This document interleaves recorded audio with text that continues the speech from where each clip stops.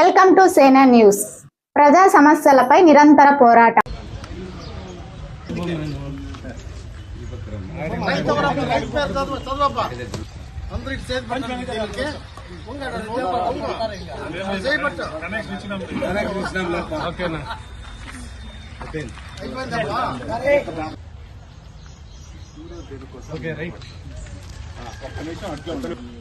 ఈ విత్తన గుళికలు తయారు చేయడం ఉద్దేశం ఏంటంటే, మనము ఋతుపవనాలు రాకముందే, అంటే వర్షాలు తొలకరి జల్లులు రాకముందే ఇవి డైరెక్ట్ గా చల్లేస్తే చీమలు పక్షులు తినేస్తాయి.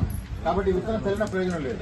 అలా కాకుండా దీన్ని మనం ఇప్పుడు ముందు బీజామృతంతో శుద్ధి చేసి, దాని తర్వాత మన ఘనజీవామృతం పౌడరు, బంకమట్టి, బూడిద, ఈ 3 కోటింగ్లు వచ్చేటట్టు చేస్తాం అనమాట. అప్పుడు విత్తన గుళిక ఏర్పడుతుంది. అది తేమ నిలుపుకుంటుంది, పక్షులకు ఆహారం కాదు, అట్లే నేలలో ఉంటుంది. తొలకరి జల్లులు పడినప్పుడు ఆటోమేటిక్గా మొలకొచ్చేస్తుంది.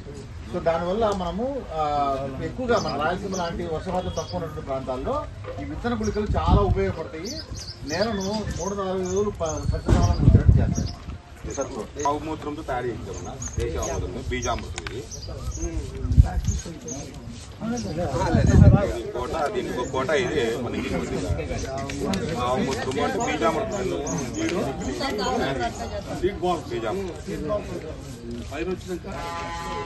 కొంచెం వేయండి, కొంచెం లైట్